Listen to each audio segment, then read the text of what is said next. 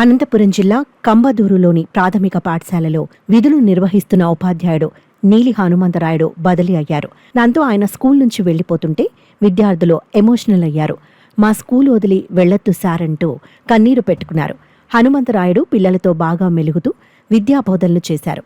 ఆయనతో అటాచ్ అయిపోయిన స్టూడెంట్స్ తమ ఉపాధ్యాయుడు ఇక స్కూల్కు రారు అనే విషయాన్ని తెలుసుకుని బోర్న విలపించారు.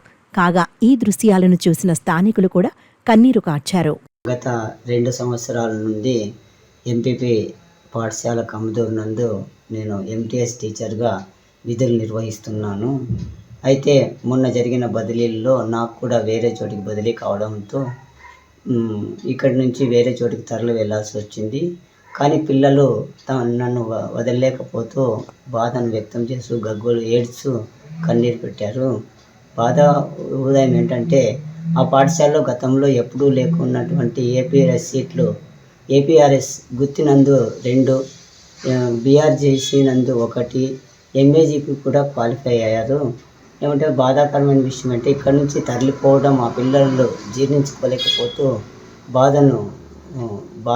బాధను వ్యక్తం చేస్తూ కన్నీరు మున్నీరయ్యారు. నాకు కూడా కొద్దిగా బాధ తప్త హృదయంతో ఇక్కడి నుంచి తరలి వెళ్తుంది. నా పేరు హనుమంతరాయుడు, ఎంటీఎస్ టీచర్ని.